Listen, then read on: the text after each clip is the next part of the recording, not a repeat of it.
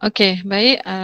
Hari ini kita akan kumpulan Anushri, Durga, Sakti, Rifki, Irfan akan membuat pembentangan untuk tajuk prinsip Archimedes. Okey, saya serahkan kepada mereka. Dipersilakan.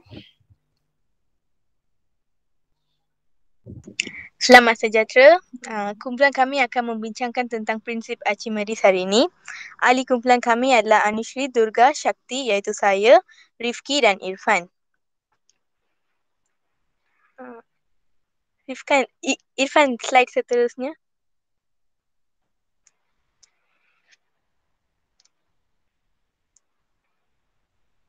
Okey, daya apungan. Apakah itu daya apungan? Daya yang bertindak ke atas apabila terdapat perbezaan tekanan antara permukaan atas dengan permukaan bawah suatu objek yang terendam di dalam suatu cecair.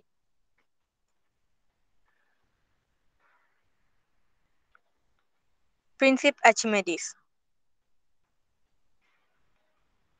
Prinsip Archimedes ialah objek yang terendam sebahagian atau sepenuhnya di dalam suatu bendalek mengalami daya apungan yang sama dengan berat bendalek yang disesarkan.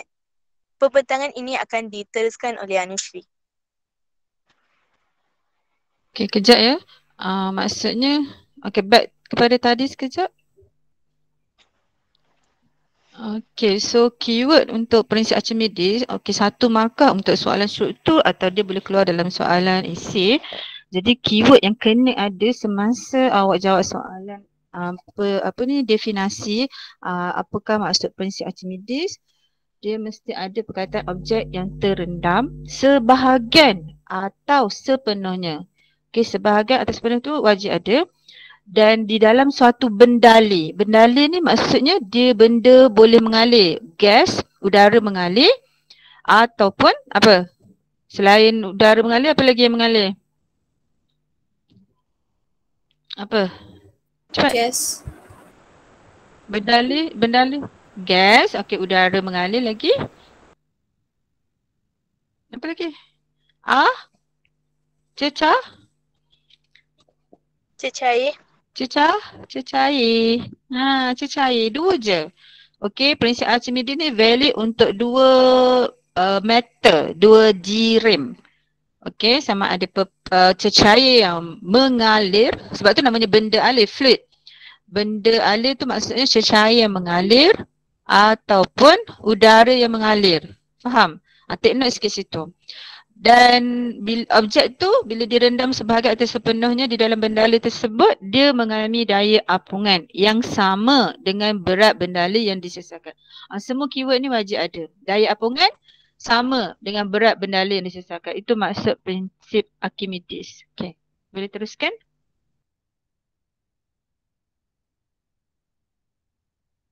Konsep antara daya apungan dengan berat cecair yang disesarkan. Ini adalah keputusan bagi eksperimen yang dijalankan semalam. Jadi semakin besar berat cecair yang disesarkan, semakin besar daya apungan kerana daya apungan bergantung pada berat cecair yang disesarkan. Jadi semakin walaupun kecil berat cecair yang disesarkan, so daya apungan pun akan menjadi kecil.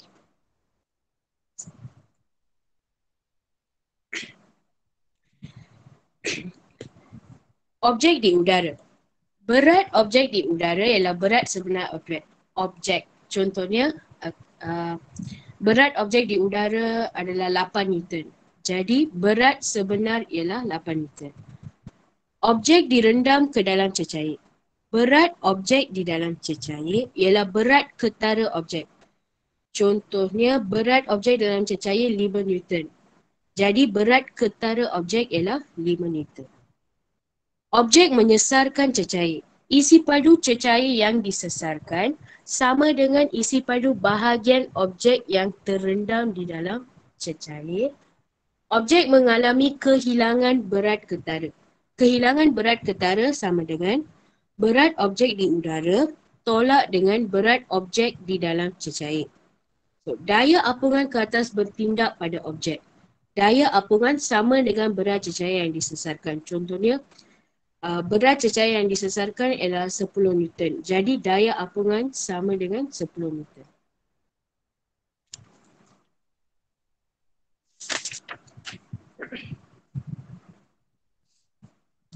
Hubungan antara keseimbangan daya dengan keadaan keapungan suatu objek dalam berdalih.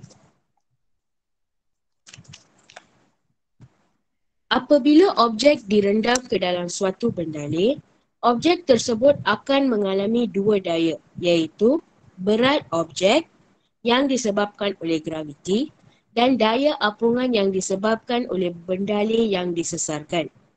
Keadaan keapungan objek itu ditentukan oleh magnitude relatif bagi dua daya tersebut. Keadaan keapungan suatu objek dalam berdalih, pertama, untuk objek yang terapung pegun, daya paduan adalah sifar. Ini kerana berat objek diimbangi oleh daya tuja ke atas. Jadi, berat sama dengan daya apungan. Keadaan keapungan kedua ialah objek bergerak ke bawah dengan pecutan. Jadi, berat lebih besar daripada daya apungan, so daya paduan berpindah ke bawah. Keadaan keapungan yang ketiga ialah objek bergerak ke atas dengan pecutan, berat berkurang daripada daya apungan. So, daya paduan bertindak ke atas.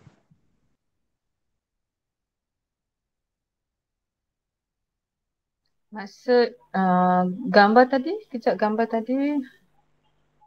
Gambar tadi, maksudnya dia berkaitan dengan, semua ni berkaitan dengan daya lah yang kita belajar sebelum ni, daya paduan tu, betul?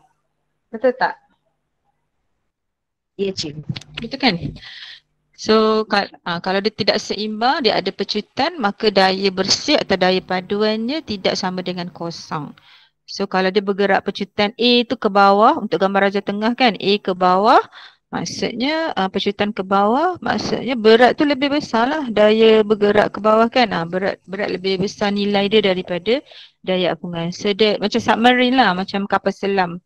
Untuk dia bergerak ke bawah, dia perlu lebih berat, dia perlu tambah air dalam dia punya tangki ballast supaya dia boleh bergerak ke bawah.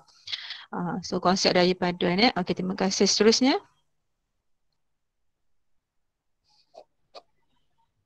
Kapal berada dalam keseimbangan daya, maka daya paduan adalah sifar. Oleh itu, berat kapal sama dengan daya paduan. Berdasarkan prinsip Archimedes, daya apungan sama dengan berat air yang disesarkan. Oleh itu, berat kapal sama dengan berat air laut yang disesarkan. Isi padu air laut yang disesarkan sama dengan isi padu bahagian kapal yang terendam di dalam air laut.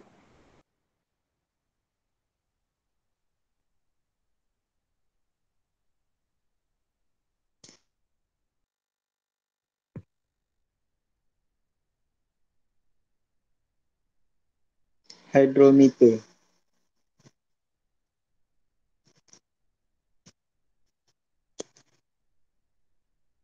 Hydrometer adalah suatu alat pengukur ketupatan cecair yang mengaplikasi prinsip Archimedes. Hydrometer akan terampung pada aras kedalaman yang berbeza dalam cecair yang berlainan ketupatan. Apabila hydrometer terapung pegun di dalam suatu cair, berat cecair yang disasarkan adalah sama dengan berat hydrometer tersebut.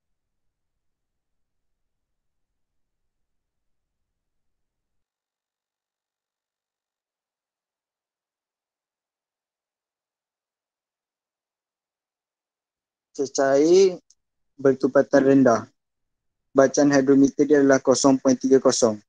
Manakala cecair berkutupatan tinggi, bacaan hydrometernya adalah 1.10. Maksudnya Okey, lebih gambar tadi balik. gambar tadi. Teruskan. Maksudnya apa? Maksudnya bila dia tenggelam, air akan menyesal isi padu cecair yang banyak. Maksudnya less tumpat more tengah apa macam ni, saya tak tahu macam nak terangkan aku. Betul. Maksudnya kalau dia punya cecair tu kurang tumpat, dia akan tenggelam lebih banyak lah. Dia kalau awak ingat Laut Mati kan, ingat tak? Tahu tak Laut Mati? Tahu. Laut mati tu ketepatan dia tinggi ke rendah? Dia masin sangat-sangat. Betul. Maksudnya Tinggi. ketepatan laut mati tinggi kan? So bila ketepatan laut mati tu tinggi sangat-sangat, awak boleh terapung memang tak tenggelam pun dekat dalam laut mati tu. Betul? Betul. So maksudnya jumlah cecair yang disesatkan sedikit ke banyak? Sedikit. Betul lah ni. So hydrometer ni kan ada kat Makmal. Nanti ingatkan saya minggu depan untuk kita showkan kepada awak. Saya tunjukkan kepada awak 2 jenis ketepatan berbeza untuk kita tengok. Okay? Minggu depan terang. Saya akan panggil lah siapa-siapa untuk terangkan. Okay? Okay, seterusnya.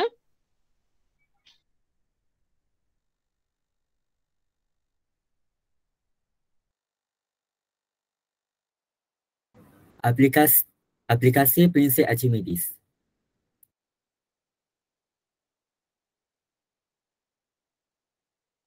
A cargo ship is designed to carry different weight and volume of cargo under the safe limit to avoid grounding and sinking of the vessel. The load line is a special marking positioned amidship which depicts the draft of the vessel and the maximum permitted limit in distinct types of waters to which the ship can be loaded. The fundamental purpose of a load line is to allot a maximum legal limit up to which a ship can carry the designated cargo. The buoyancy and immersion of the vessel largely depend on the type of water and its density. It is not practical to define a standard freeboard limit for the ship at all times. Hence different geographical zones will have different prescribed load line. Deck line is a horizontal line, measuring 300 mm by 25 mm. It passes through the upper surface of the freeboard. Load line disc is 300 mm diameter and 25 mm thick round-shaped disc. It is intersected by a horizontal line. The upper edge of the horizontal line marks the summer salt water line, also known as Plimsoll line. Load lines are horizontal lines, extending forward and aft from a vertical line, placed at a distance of 540 mm from the center of the disc. They measure 230 mm by 23 mm. The upper surfaces of the load lines indicate the maximum depths to which the ships may be submerged in different seasons and circumstances. Summer load line is the basic freeboard line, at the same level as the Plimsoll line. Other load lines are marked based on this summer freeboard line. Tropical load line is 1/48 of summer draft, marked above the summer load line. Winter load line is 1/48 of summer draft, marked below the summer load line. Winter North Atlantic load line is marked 50 mm below the winter load line. It applies to voyages in the North Atlantic, above 36 degrees of latitude, during winter months. Freshwater load line is the summer freshwater line. The distance between summer and freshwater line is the freshwater allowance. Tropical freshwater load line is the freshwater line in tropical. It is marked above the tropical line, at an amount equal to freshwater allowance. It is important for any ship to have a safe draft, for safety and to avoid grounding. The draft can be measured vertically, between the keel and the waterline of the ship. If the ship is loaded with more cargo, the draft will increase.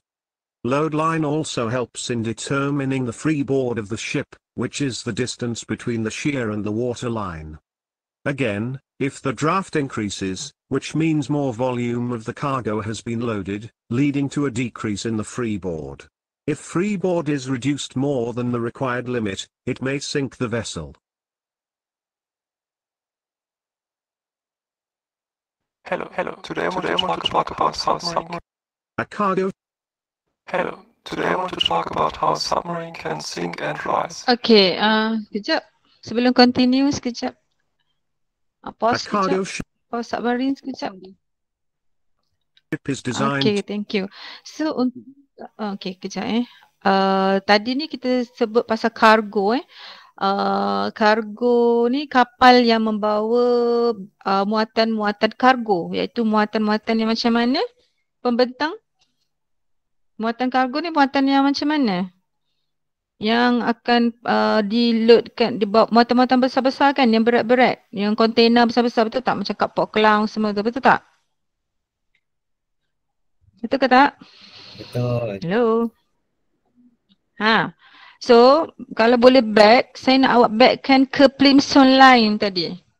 Ada tak? Plimsoll line tu sangat penting. Ada dalam buku teks awak tak? Siapa buka buku teks? Muka surat berapa? Ha ni garis Plimsoll ni. Okay, good. Okay.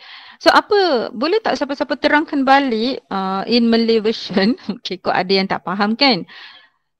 Apa fungsi garisan Plimsoll? Okay, buku teks muka surat berapa?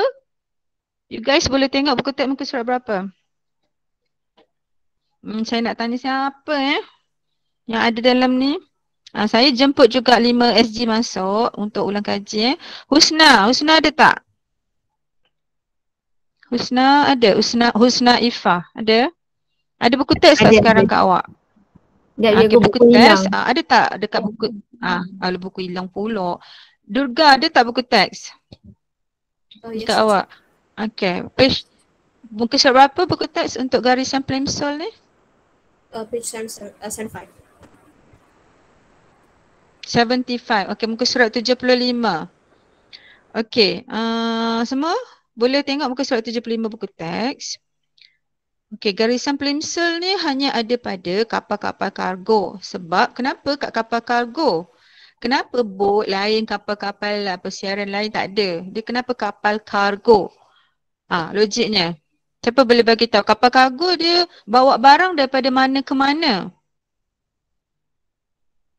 Daripada negara Eropah ke, daripada luar negara pergi ke negara Asia. Maksudnya dia merentas lautan dalam yang berbeza suhu, betul tak? Berbeza suhu, betul?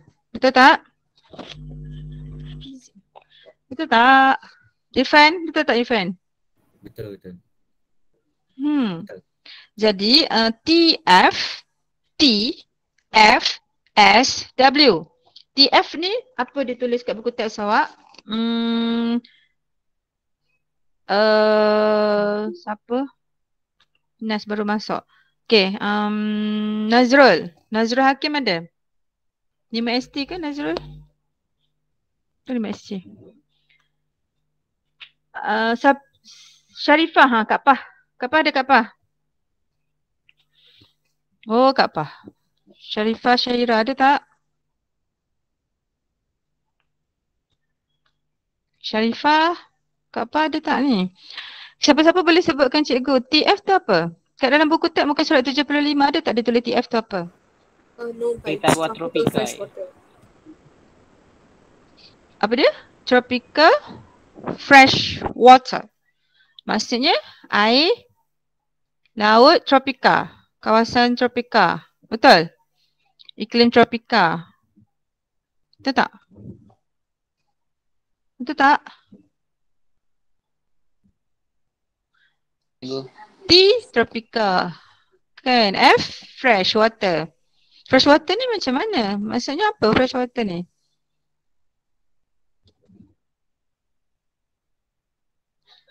Alamak, sekejap hello, dengar suara saya tak? Internet slow lah. Hello? Dengar. Dengar cikgu. Okay, okay. So, siapa? Okay, Durga boleh tak terang ataupun siapa boleh terang kat cikgu, kat kawan-kawan balik in Malay version? TF tropical fresh water. Maksudnya air iklim tropika. Okay.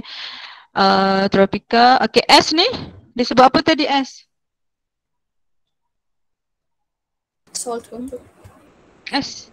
Salt water. Salt maksudnya air apa? Salt water air apa? Ni W? W pula?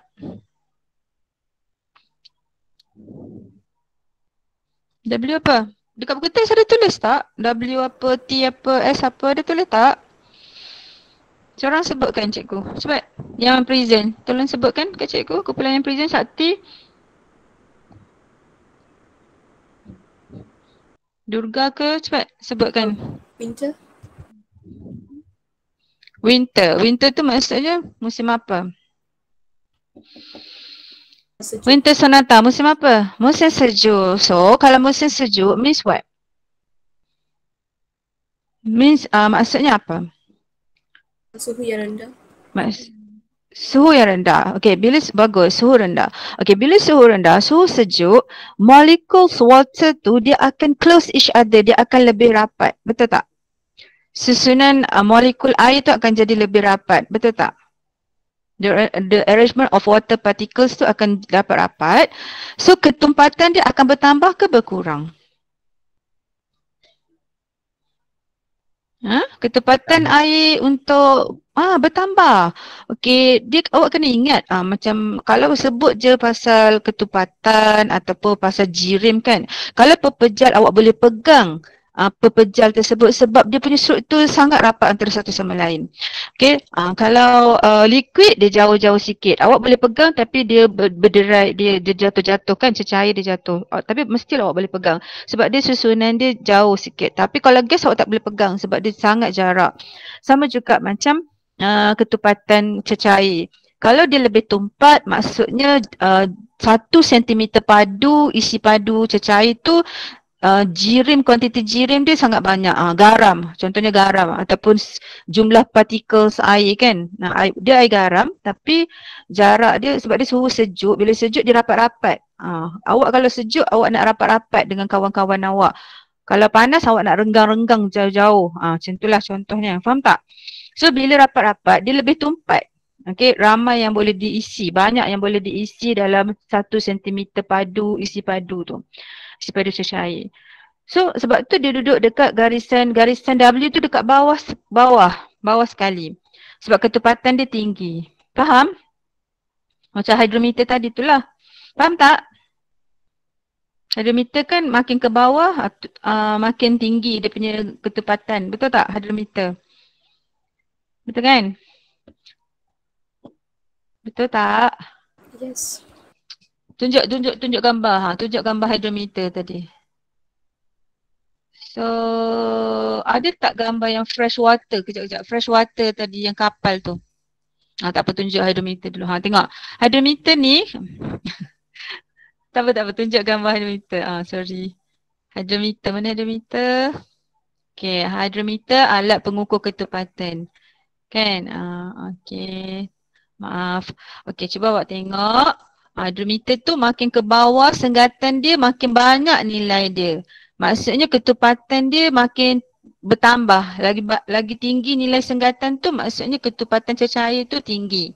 So sama macam garisan peninsula tadi yang winter W tu kan. Sebab garisan winter tu dekat bawah. Maksudnya dia lebih tumpat. Untuk winter punya water, cecair air laut pada musim sejuk dia lebih tumpat. Dah lah air laut kan, air laut memang masin. Lepas tu dia sejuk. Bila sejuk maksudnya susunan zarah-zarah air tu lebih rapat jadi dia lebih tumpat. Bila lebih tumpat garisan W ataupun winter tu dia dekat bawah. Sama macam hidrometer dekat bawah. Dia makin tinggi dekat bawah. Faham tak? Boleh faham? Siapa tak faham boleh tanya terus. Atau type dekat chat. Boleh faham?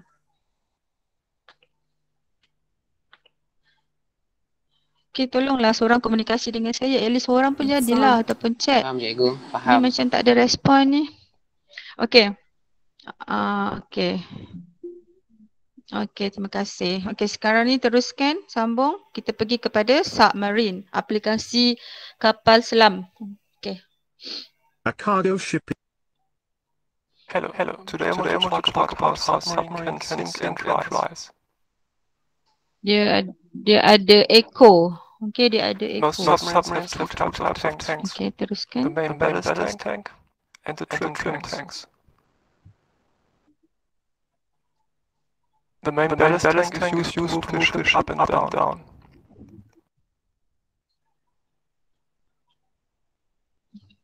Ballast tank, yang tengah tu tangki ballast. Ini ada dalam buku The teks tak? trim tanks are used to balance the ship.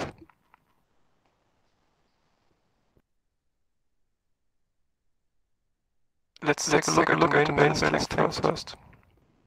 If the tank is filled with air, the submarine is lighter than the surrounding water, and it will float on the surface. If the tank is filled with water, the submarine is heavier than the surrounding water, and it will sink.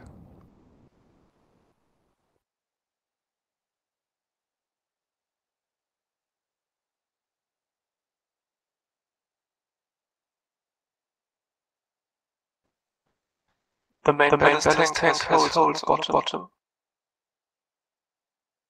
and a valve on the top. As long as the valve is closed, the air bubble will trap the tank. If you open the valve, the water pressure is forcing the air out of the tank. As there is more water getting into the tank, the ship is getting heavier and it's starting to sink. If you want the submarine to rise again, you need to replace the water with air again. To achieve that, compressed air is pumped into the tank. The air pressure is pushing the water out of the tank, and the ship is getting lighter again. As the compressed air is a limited resource, you want to waste as little as possible of it. Therefore, the last bits of water are normally pressed out by normal air or by using the fumes of the diesel engine.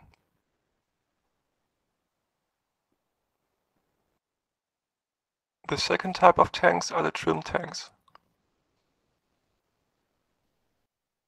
Normally, the trim tanks are positioned at the front and at the back of the submarine. As I mentioned earlier, the trim tanks are used to balance the submarine.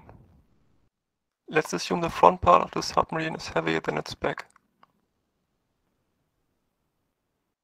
In that case, water from the front tank can be pumped to the tank in the back until the ship is in balance again. When the submarine is submerged, it can also use its diving planes to move up and down.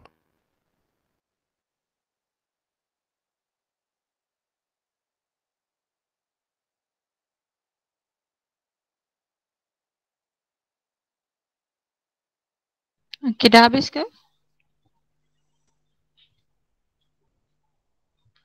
Okay.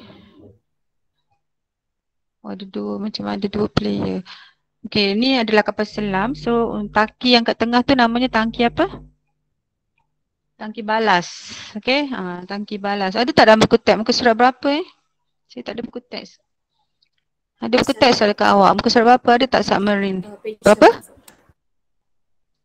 Muka surat berapa? Hah? Type dekat chat. Muka surat berapa?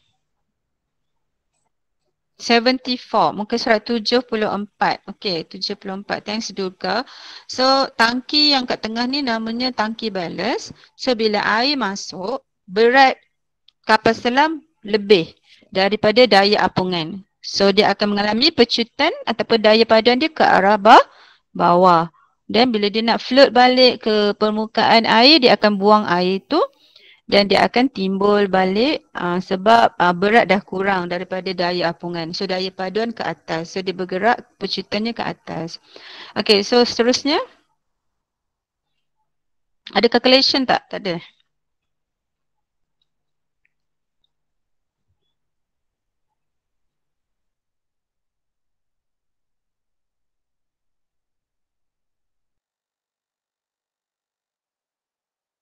Okay, betul. Hot air balloon. Alright, well, we're going to do a really cool science demonstration here today. And it's going to represent kind of what happens with warmer air and colder air. And we talked about, temperature, air pressure, things like that in class. And what do we know warmer air likes to do? It likes to go up. Yeah, it rises up, right? And colder air will kind of sink to the bottom. And that's the principle that's used in hot air balloons. I'm sure seeing the hot air balloons out, floating around more, right? So we're actually going to make a hot air balloon. And to do that, the first thing we need, the first thing we need is a bag. And I've got just a thin trash bag. You want something pretty thin and pretty light. So we're going to use this trash bag to make a hot air balloon. But we also need to kind of make a little support ring for it. We're going to use straw for that. I'm going to give you 3 of these. And have you ever like take your rolls and kind of stuck them, fold the ends, stuck them in each other before? Yeah. Okay. Just go ahead and kind of put those together for me.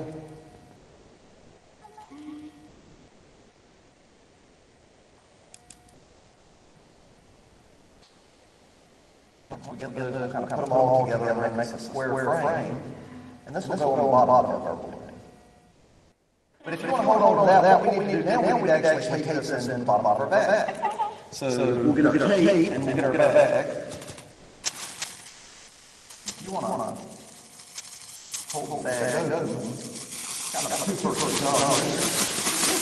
If you'll hold the bag open, we're just going to kind of tape this inside here. And that way we have a nice opening at the bottom to let our hot air into. Because basically the way a hot air balloon works, it fills a big balloon wheel, or basically a big piece of cloth, with warm air. And that warm air causes so much lighter and cooler air around it when you want to rise up.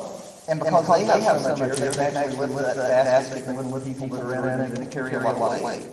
Now ours, obviously, is a little bit smaller, so it can carry the weight of itself, that's about all. But we're going to kind of get some warm air in this and see just how far we can make it load up. We're going to see if we can go all the way up to Jim C. Boleh cepatkan sikit? Sebab pada redundant suara. Tengok hasil dia kejap. Cara dia buat. Cepatkan sikit, tengok dia punya Dia bakar. Saya pernah buat hot air balloon ni, saya pernah buat. Okay, And in order to do that, oh yes, definitely, it makes it significantly warmer inside the bag, and you can actually let it go now, and it's probably going to stay up for a minute, but in our little, so we're going to hold it, some solid alcohol. Just a little bit longer, and we'll go ahead, we'll give it a countdown from 5, and we'll let it go. 5, 4, 3, 2, 1, hot air balloon. It's not going to run everywhere, it's going to stay where we put it, but it's going to burn, it's going to jump. All right, it kind of flipped over and the warm air got out there. Let's get we're going to set this down and light it. Now the way we're going to do it, let's see if we can stay upright at the top of the balloon, because it's going to take a few seconds to fill up. If you just want to hold it there. All right, we'll hold it over. Dia panaskan udara di dalam tu. Okay. So bila dia panaskan udara di dalam tu, so isi padu dia jadi macam mana? Jadi besar kan? Dia ringin. Padu besar, dia boleh terapung. Oh yes, definitely. It makes it significantly warmer inside the bag, and you can actually let it go now, and it's probably going to want to stay up on its own. Boleh teruskan ke depan lagi? Sebab suara dia redundant. 5, 4, 3, 2. Okay, teruskan kepada soalan. Okay. Suara redundant ni. Okay, tak apa, terus pada soalan. Okay, soalan. So the question is asking the berat muatan maximum, which means for example this boat, if it wants to float, the daya apungan should be equivalent to whatever it's carrying plus with the berat of the boat itself. So if you want to find the maximum, we need to first find the daya apungan and then later minus with the berat boat. So it's basically in front. So first we're going to find the W, which is the weight of the boat. Then we get 5886 newtons. Then later we minus that, later we minus that with the daya apungan, which we get from the formula PVG, and the PVG, each of the values we can get from the question. That's it.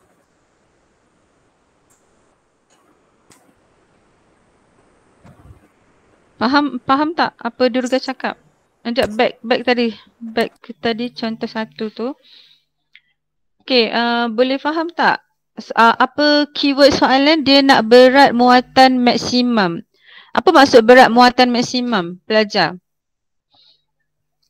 Apa maksud berat muatan maksimum yang boleh dibawa oleh bot itu? So maksudnya kalau lebih, apa berlaku? Kalau bot tu diisi dengan muatan lebih, apa berlaku? Dia tenggelam ke? Apa berlaku, Irfan? Tenggelam lah. Okay, so dia tak boleh lebih daripada muatan. Ni soalan famous. Okay, soalan famous. Soalan suruh kira berapa muatan maksimum. Jadi langkah pertama kenal pasti masalah tu biasa. Langkah kedua mengenal pasti maklumat tu biasa. Okay, so mengenal pasti maklumat. masalah dia suruh tahu berat muatan maksimum kan. Okey, maklumat. Maklumat apa yang diberikan? 2.8 meter padu tu apa? Isi padu bot. Okey, isi padu bot 2.8 meter padu. Okey, besarkan sikit saya tak nampak. Okey, jisim bot. Jisim bot ialah 600 kg. Berapa berat muatan maksimum yang boleh dibawa? Lepas tu dia bagi ketupatan air rho 1000 kg meter negatif 3, percutan graviti G 981 ms negatif 2. Okey. So nombor 1 dia katakan berat muatan maksimum ialah B. So satu unknown yang awak kena cari. Dia bagi tahu unknown tu B. Yang kedua, isi padu bot di bawah garis. Di bawah garisan maksudnya bawah garis L. Okey, sebab garis L tu adalah garis selamat lah. Okey, maksudnya kena 2.8 isi padu bot di bawah garis L. Faham kan? Isi padu bot bawah garis L, faham tak? Yang bot yang tenggelam. Yang bot, bahagian bot yang tenggelam tu isi padu dia 2.8 meter padu. Faham? Faham ke tak? Okey, apabila bot itu terapung dengan kedalaman rendaman di garis L, isi padu yang disesarkan sama dengan isi padu bot yang tenggelam. Isi padu cecair yang disesarkan sama dengan isi padu bot yang tenggelam. Yang ini memang hukum prinsip Archimedes. Boleh faham tak? Isi padu yang tenggelam tu, isi padu bahagian objek yang tenggelam iaitu bot yang tenggelam tu mesti sama dengan isi padu air yang tersesar. Boleh faham? Boleh faham tak? Faham. Jadi nilai dia samalah 2.8 meter padu. Isi padu air tu yang tersesar sama. Dah kita tahu isi padu air yang tersesar, kita pun diberi ketupatan air yang tersesar, kita diberi pecutan graviti, kita diberi jisim bot. Okey, so kita pergi ke nombor 3. Berat bot. Berat bot ialah sama dengan W. W weight sama dengan M jisim darat dengan graviti. Okey, W sama dengan mg. W tambah B. Okey, berat bot tambah pula dengan muatan yang maksimum. B tu kita tak tahu berapa agak-agak berat orang yang boleh masuk dalam tu ke, berapa orang yang boleh masuk tu kita nak kena tahu berat dia. Dia punya simbol dia B. Tambah dengan berat bot, dua-dua berat ni, berat orang yang masuk, yang jumlah orang yang maksimum masuk, berat dia tu campur dengan berat bot mesti sama dengan daya apungan. Baru dia boleh terapung. Faham tak? Faham? Ni logik je. Okey, supaya dia tak tenggelam, bot ni tak tenggelam, daya apungan tu mesti sama dengan berat bot campur dengan berat muatan. Boleh faham? Okey, nombor 3 ni. So W berat bot campur dengan berat muatan orang, berat muatan maksimum. Dan sama dengan daya apungan untuk dia terapung. Okey, daya apungan ni mesti sama dengan berat air yang disesarkan. Ni semua prinsip Archimedes cakap. Daya apungan pula sama dengan berat air yang disesarkan. So berat air yang disesarkan adalah sama dengan rho Vg. Awak ingat satu je. Daya apungan dia punya formula dia rho ketupatan, V isi padu cecair yang disesarkan, G adalah pecutan graviti. Okey. Faham tak sampai situ? Saya tak boleh conteng-conteng, tak best. Nanti saya conteng. Okey, so awak kira lah. Nombor 4, W sama dengan mass jisim bot 600 kg. Daratkan dengan G, M darab G 9.81. So awak akan dapat 5.886 Newton. Okey, so tu berat bot tambah dengan berat muatan maksimum iaitu B. Mesti sama dengan rho Vg. Rho iaitu ketepatan cecair 1000. V isi padu cecair yang disesarkan 2.8 dan graviti 9.81. So dapatlah nilai B. Muatan orang ataupun beban maksimum yang boleh dimasukkan dalam tu hanyalah 21,582 Newton saja. Boleh faham? Kita pergi soalan seterusnya. Nanti saya akan tunjukkan contoh saya pula. Yang saya boleh contoh-contoh sikit. Okey, cepat seterusnya.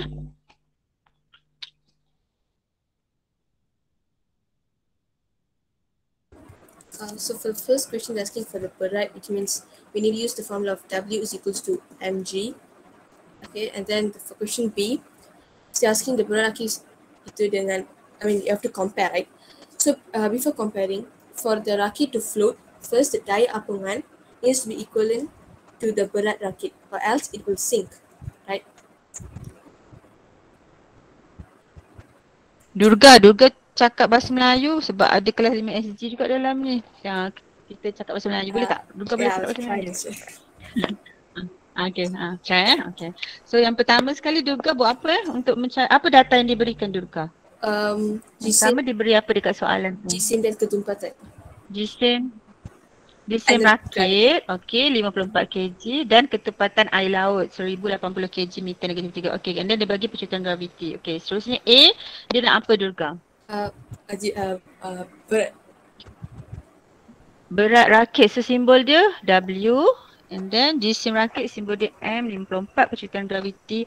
Okey, so nak cari berat rakit sama dengan mg. Yang ni saya setiap kali soalan ujian satu baru ni pun saya tanya berat monyet tu. Tak ingat. Pun ada juga yang tak boleh jawab. Bukan susah pun, jisim darat dengan percuitan graviti je. Okey, B, Durga sambung B. Rakit itu seimbang ke tak? Kenapa dia seimbang? Macam mana boleh tahu dia seimbang? Because it floats. Macam mana boleh tahu dia seimbang? Dia float, dia tak terapung tinggi lagi daripada udara ke ataupun dia tak tenggelam, dia tak ada percuitan. So dia at rest, dia terapung. Okay. Then kalau dia terapung, means what? Berat rakit, yes. Daya apungan sama dengan berat rakit. Okey, kemudian menurut prinsip Archimedes, daya apungan sama dengan berat air yang disesarkan. Maka berat rakit sama dengan berat air yang disesarkan. Okey, C. Hitungkan isi padu air yang disesarkan oleh rakit itu. So, yang ini kita guna apa? Isi padu air yang disesarkan V, berat rakit W, ketepatan air laut rho 1080, berat rakit sama dengan berat air laut yang disesarkan. Berat rakit sama dengan berat air laut yang disesarkan. Lepas tu samakan dengan rho Vg. Mesti samakan dengan rho Vg. Okey, dia senang macam ni tau. Okey, kalau awak tengok objek tu terapung saja, tak kira lah objek tu ada beban ke. Okey, kalau macam kes yang ini, gambar foto 2.8 ni dia ada beban tak dalam dia? Ada tak beban dalam dia? Belajar ke rakit tu saja? Ada beban lain tak dalam tu? Ada muatan tak dalam tu? Hello? Ada tak? Ada tak siapa-siapa beban apa-apa dalam rakit tu? Ada orang ke? Ada apa-apa? Tak ada kan? Tak ada. Okey. Maka kalau tak ada, kita just berat rakit lah. Sama dengan berat air lain disesarkan. Macam soalan contoh satu tadi, dia ada muatan. Muatan maksimum. Sebab tu berat rakit W kena tambah B. B tu berat muatan maksimum. Samakan dengan berat air yang disesarkan. Sama je semua. Kalau awak tengok dia terapung, mesti samakan dengan berat air disesarkan. Samakan dengan semua objek yang terlibat, berat objek yang terlibat. Okey, kat sini berat objek hanya rakit, dia tak ada muatan. So samakan dengan rho Vg, rho ketepatan 1080 sebab air laut. Isi padu nak kena cari, graviti G, kemudian samakan dengan berat rakit. Dan kita dapatlah isi padu 0.05 meter padu. Okay, next.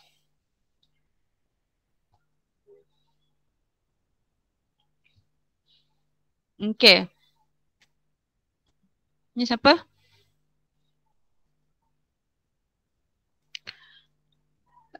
Durga juga ke?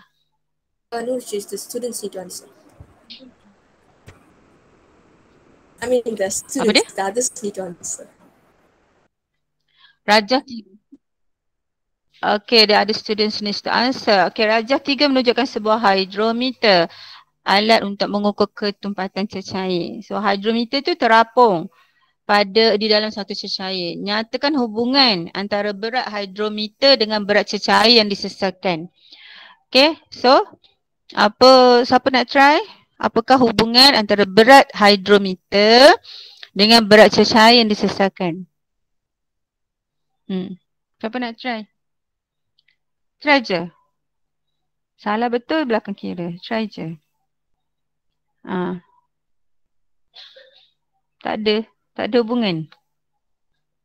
Siapa kata tak ada ni? Apa tak ada? Okey, tak ada soalan. Okey. Jawab je lah. Siapa boleh jawab? Cepat. Nak panggil siapa ni? Durga, panggil siapa-siapa Durga? Yang 5ST?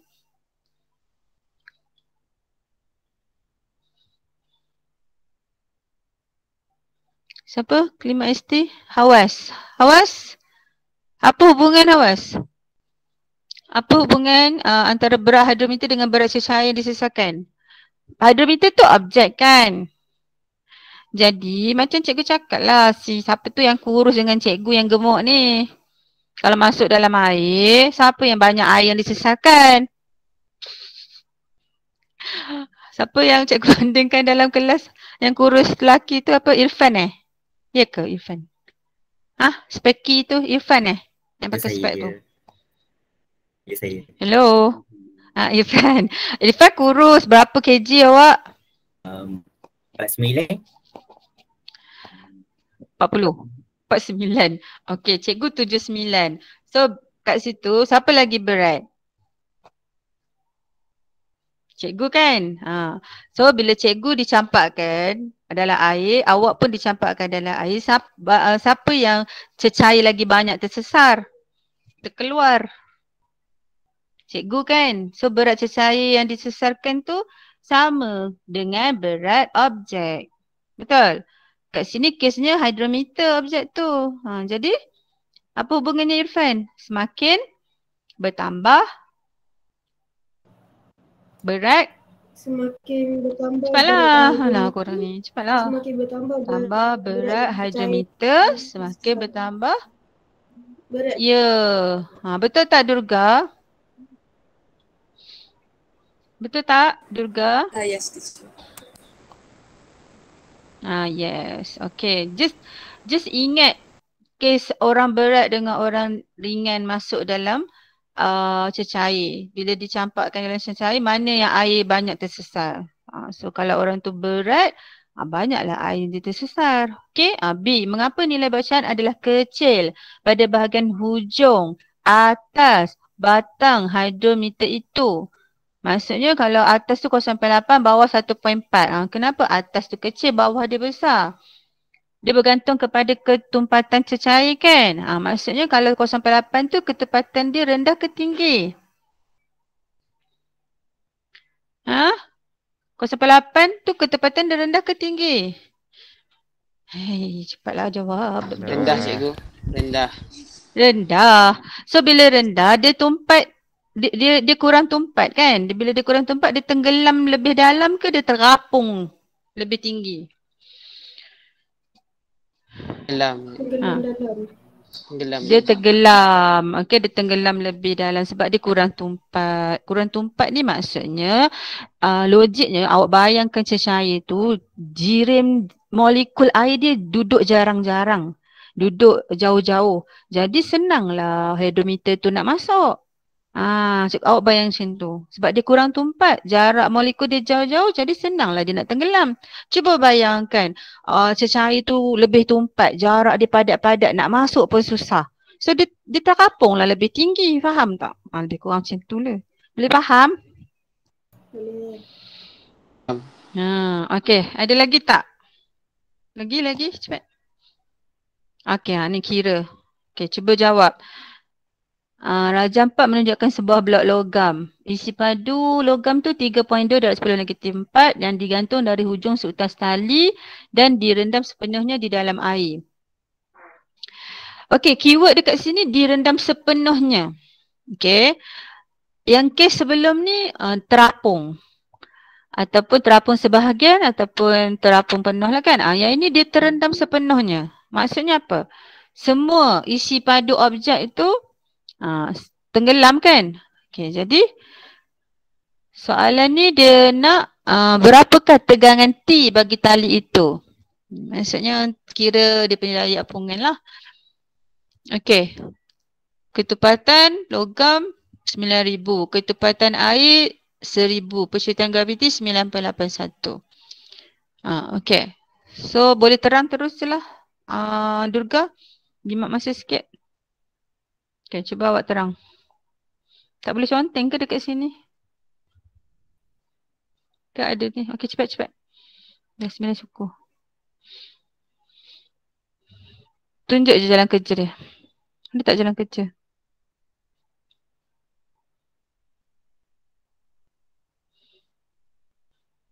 Ya, tunjuk jalan kerja cepat.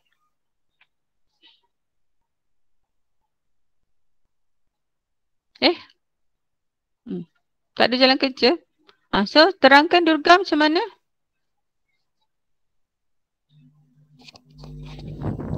Tahu tak Durga?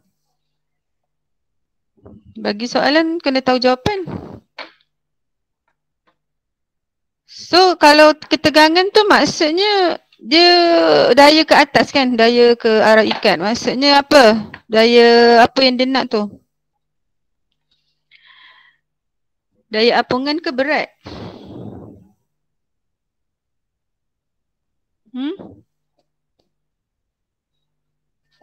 Daya apungan ke berat? Apungan. Okay, so kalau dia nak yang apungan, berat objek sama dengan berat air yang tersesar. Berat air yang tersesar sama dengan daya apungan. Rho VG. Tapi kat sini dia ada bagi dua ketepatan. Ketepatan logam dengan ketepatan air. So awak nak guna mana? Lepas tu dia ada bagi isi padu logam. Maksudnya kat sini dia tak bagi apa nama berat jisim. Okay, dia tak bagi jisim objek tu. Tapi dia bagi isi padu. Bila dia bagi isi padu, dia bagi ketepatan, boleh tak cari jisim objek, jisim logam? Guna formula rho sama dengan M over V. Lemahlah saya tak boleh conteng kat sini. Okay, awak cuba. Saya nak screenshot je. Saya pergi kat ni. Okay dah. Tolong stop sharing.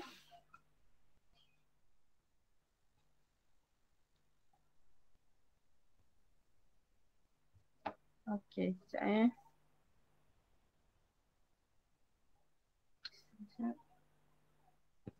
Okay, dah start sharing belum?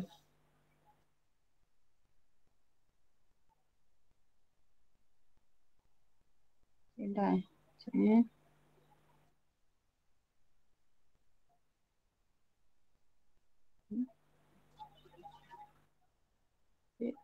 Hello, ada tak orang kat sini? Hello? Ya, cikgu. Oh, ada. Sekejap, cikgu nak sharing.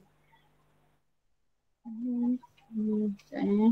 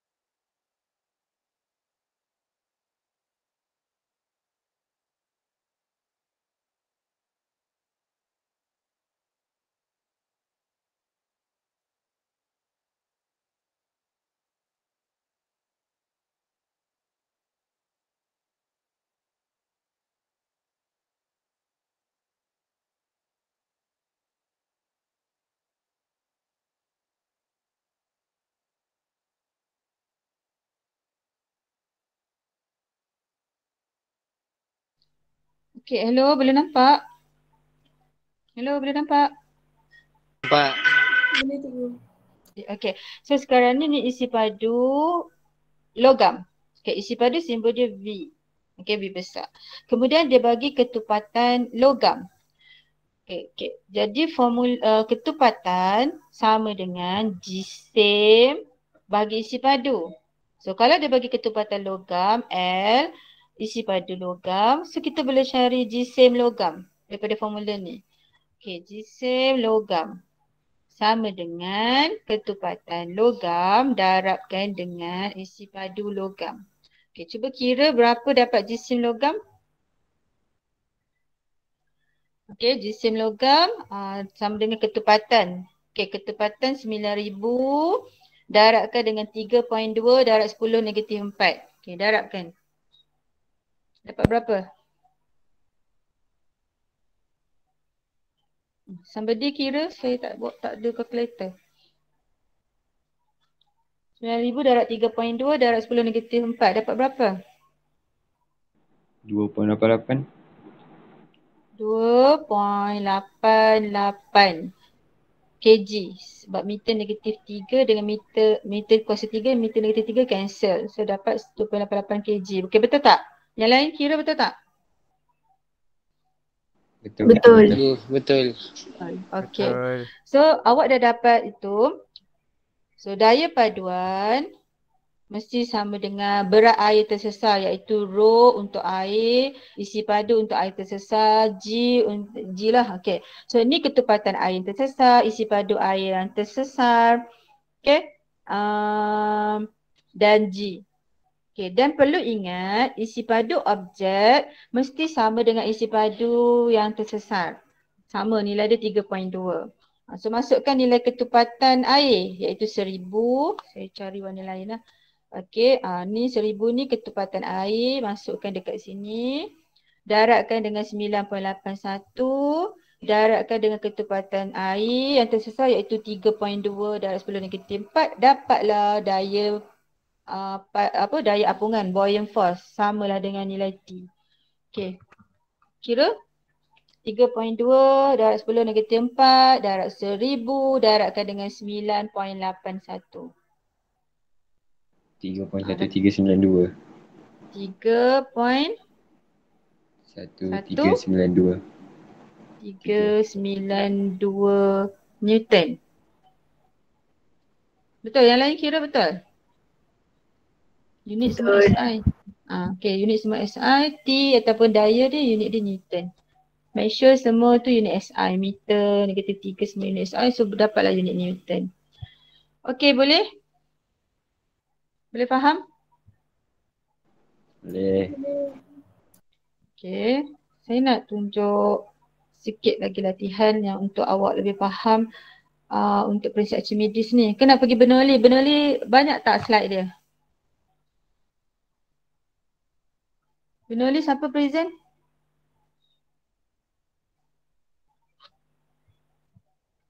Bernoulli siapa present? Ada tak dalam ni Bernoulli? Siapa present Bernoulli yang tu kumpulan yang dalam ASTI pun dia buat Bernoulli juga kan? Siapa? Dalam mana? Dapat nombor 2 nak kumpulan sama. Kumpulan sama siapa?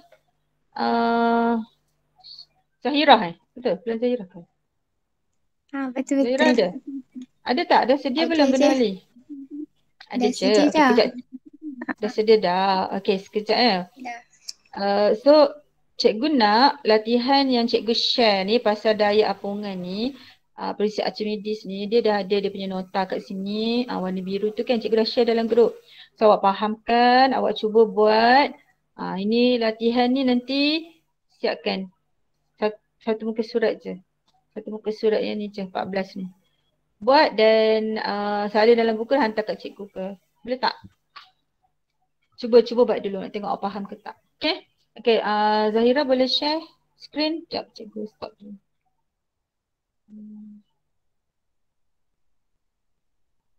Okay. Okay, share screen prinsip Bernoulli.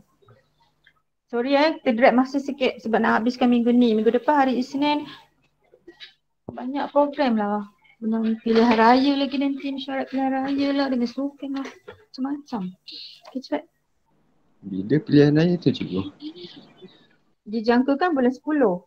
Awal bulan 10. Lepas tu awak trial bulan 11. Tak tahulah. Okay.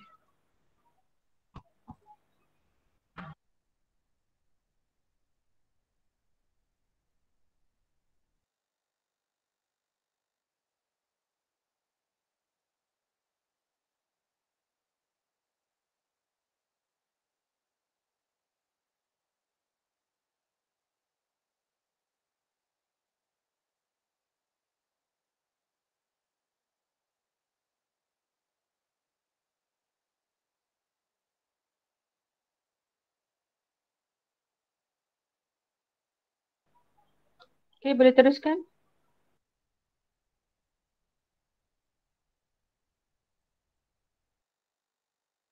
Hello. Okay, boleh mula.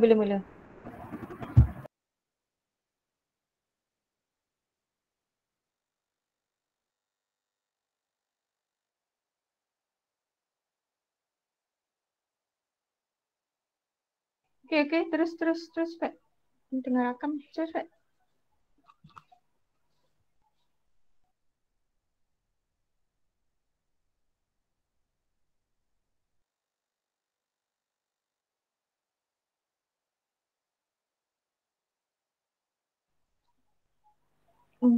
Zahira, cepatlah. Mula, kenapa ada masalah ke? Hello. Okay. Hello.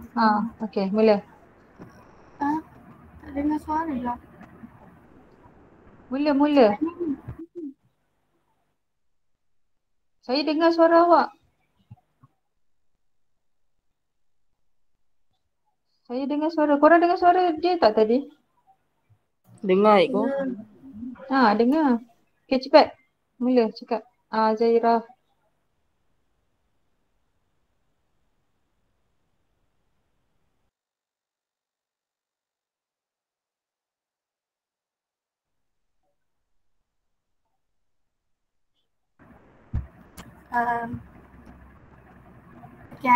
Kita orang dari kumpulan Prinsip Bernoulli. Kita orang ahli kumpulan, saya, Alia, Zahira, Ain, Pika.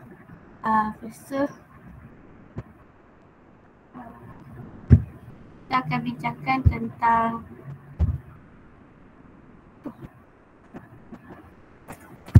konsep, aktiviti dan soalan.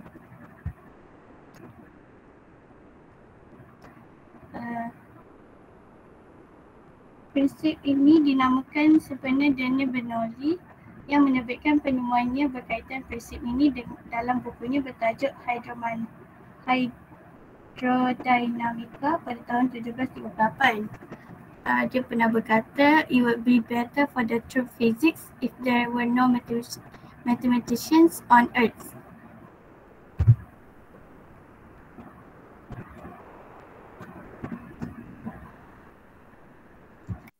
Definisi prinsip Bernoulli menyatakan bahawa tekanan dalam berdalih berkurang apabila kelajuan berdalih bertambah atau sebaliknya. Berdalih itu merujuk kepada gas atau cecair. Okay, kejap. Back to definisi. Okay, ini adalah soalan SPM tahun lepas, soalan AC. Okay, ada di kalangan pelajar-pelajar tahun lepas yang jawab semakin. Prinsip Bernoulli menyatakan bahawa semakin bertambah laju berdalih, semakin berkurang tekanan. Tak boleh. Sebab untuk sesuatu definasi, prinsip ke, prinsip Archimedes kan, untuk menerangkan definisi, kita tak boleh terang macam hubungan, macam semakin-semakin tu tak boleh. Kena terang macam ni. Tekanan berdalih berkurang apabila kelajuan berdalih bertambah. Maksudnya tak boleh buat semakin. Okay, terus. Apabila nak menerangkan situasi yang melibatkan Bernoulli ni, kita mestilah tahu di mana berdalih itu mengalir. Bila ada berdalih mengalir, ia tentu ada hal laju. Hal laju ni pula berkait dengan tekanan. Apabila hal laju tinggi, tekanan rendah. Apabila hal laju rendah, tekanan tinggi. Disebabkan perbezaan tekanan inilah yang telah menghasilkan suatu daya. Daya ni bertindak dari tekanan tinggi ke tekanan rendah. Next. Contohnya macam demonstrasi yang pertama ni, kita boleh lihat apabila udara ditiup pada ruang udara bawah kertas, kertas tu tertekan rapat ke meja.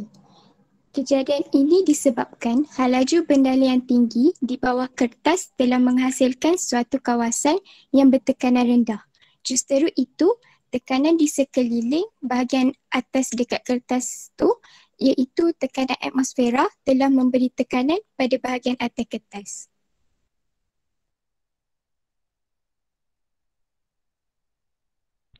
Demonstrasi kedua. Seperti yang kita dapat lihat di gambar, terdapat seorang murid lelaki dan 2 belon tergantung.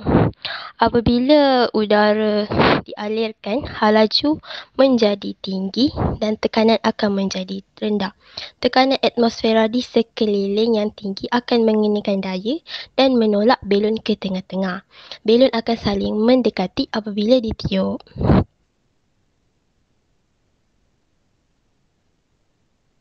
Aplikasi Bernoulli dalam kehidupan seharian. Sebagai contoh ialah kapal terbang. Penghasilan daya angkat oleh aerofol.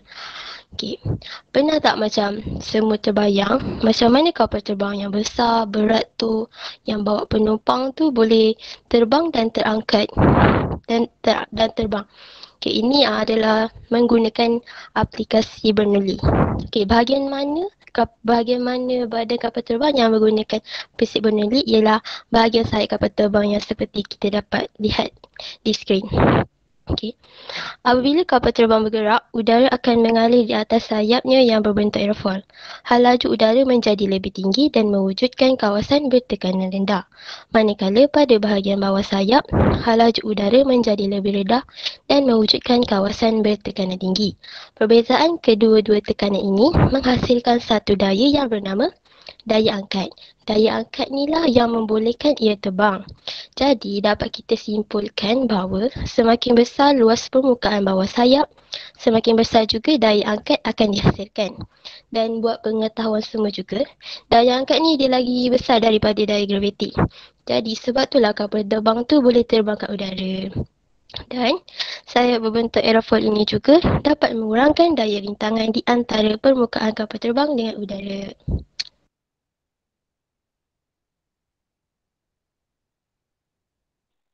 Kalau kita tengok kat sini pula, daya angkat ke atas bola pingpong. Apabila kita alirkan air, udara akan melalui kawasan yang sempit iaitu kawasan tepi bola pingpong. Bendali yang lalui kawasan sempit, hal laju dia bertambah. Apabila hal laju bertambah atau hal laju tinggi, tekanan dia rendah. Tekanan atmosfera di bawah bola menghasilkan daya yang menolak bola tersebut ke atas. Daya itu adalah daya angkat.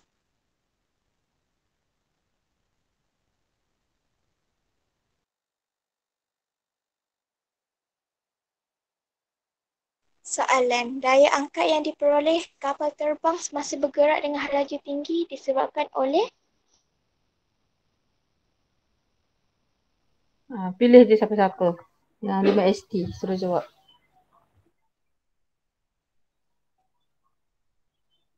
Siapa nak jawab? Danish. Ada tak Danish? Danish.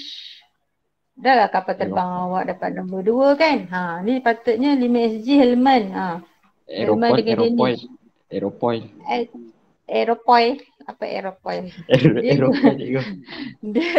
Dia punya keyword soalan. Keyword soalan ni daya angkat yang diperoleh kapal terbang semasa bergerak dengan hal laju tinggi disebab apa punca terhasilnya daya angkat? Macam mana daya angkat tu boleh terhasil?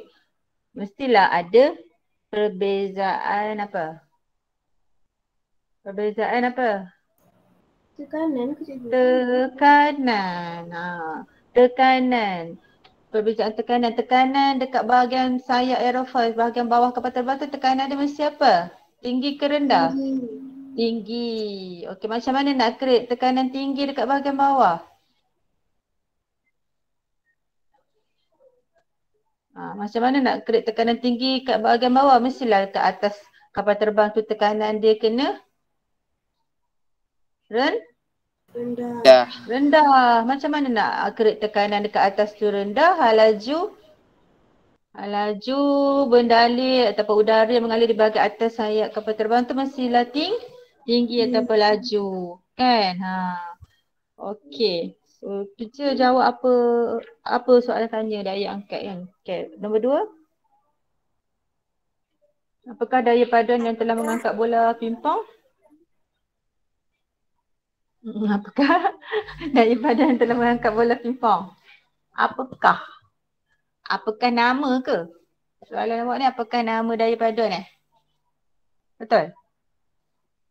Cikgu je. Apakah nama daya paduan yang telah mengangkat bola pingpong? Jawapan dia dekat soalan nombor 1. Cikgu dah bagi tahu jawapan. Apa nama daya paduan tersebut? Daya angkat.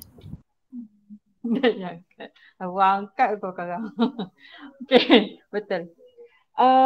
Satu senario yang cikgu alami sewaktu di traffic light, bila kereta cikgu berhenti untuk menunggu berjalan dekat traffic light tu kan, bila ada kereta sebelah lalu dengan laju, cikgu rasa kereta cikgu bergerak ke tepi.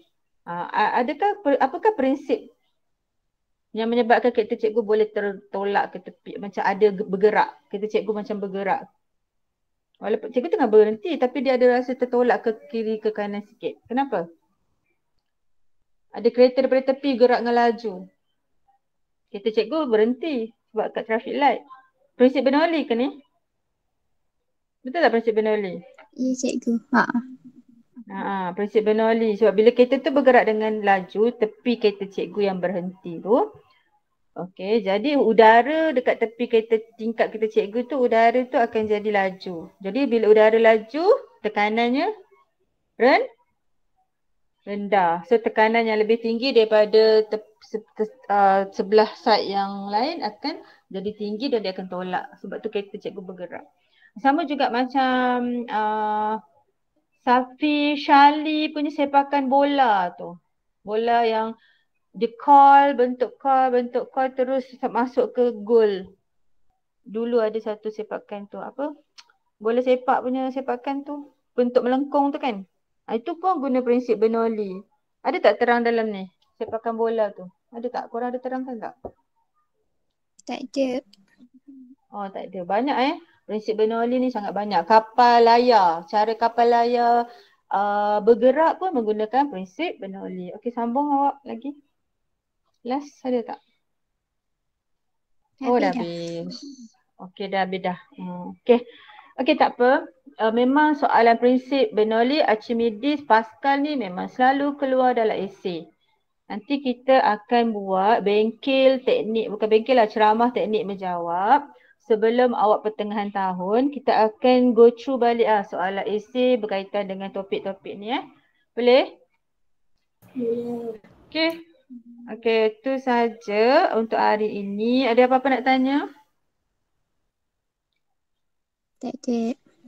Tak ada. Okey, kejap saya nak share link kehadiran. Sementara tu saya akan tunjukkan sikit. Sekejap ni. Mana link kehadiran?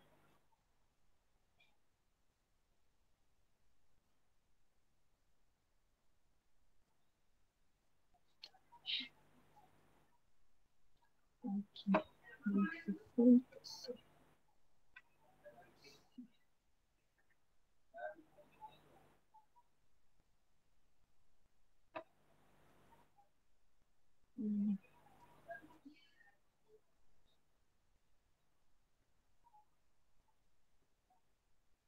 Mana ni?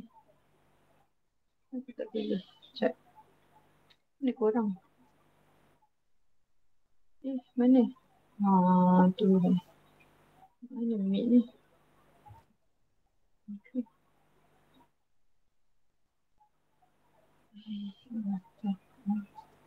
Oh, sini. Kita faham, tengok tu. Okey, bagus. Okey, isi kehadiran. Okay, cikgu nak show something kejap. Saya lagi lebih kurang 3 minit macam tu. Kejap Okay.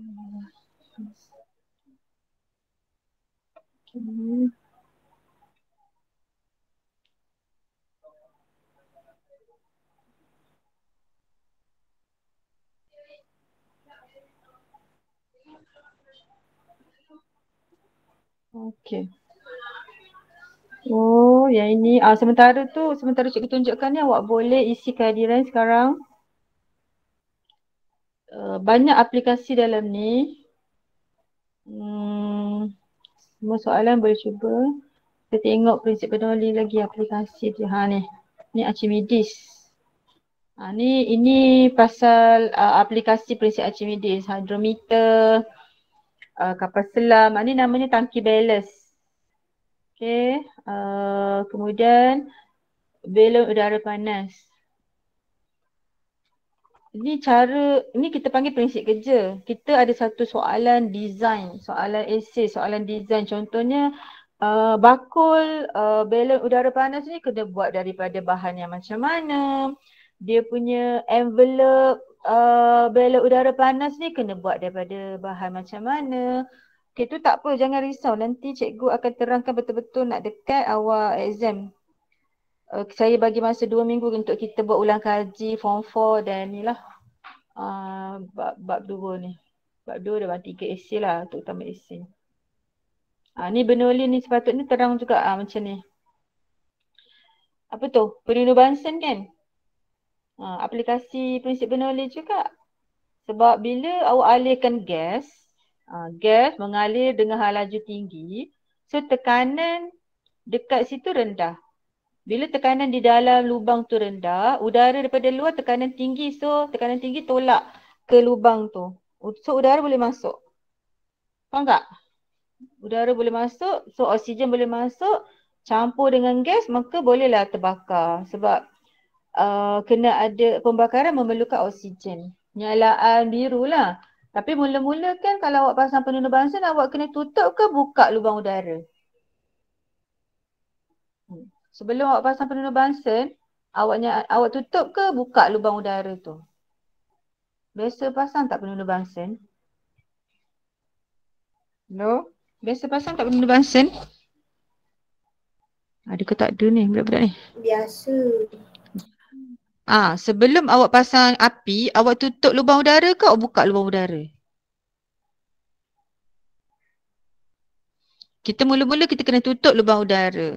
So kita akan dapat nyalaan kuning. Macam mana nak dapat nyalaan biru? Buka lubang udara, bagi oksigen masuk, barulah dapat nyalaan biru. Nyalaan biru dia lebih panas, pembakaran lengkap berbanding nyalaan kuning. Okey, ni sepakan bola. Ni yang cikgu kata ni.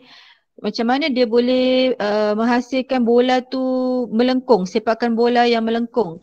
Bola yang berputar menyebabkan udara di sekelilingnya bergerak. dx, okay, tengok ke atas ni, dekat kawasan X tu, okay, dx, pergerakan udara adalah dalam arah bertentangan dengan pusingan bola. Okay, dekat X, udara dekat X tu bergerak arah kanan. Bola yang warna biru tu, anak panah warna biru tu bergerak arah kiri.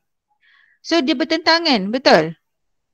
Yang bahagian X tu bergerak kat udara, yang dot tu kan. Sekejap saya ni cuba conteng.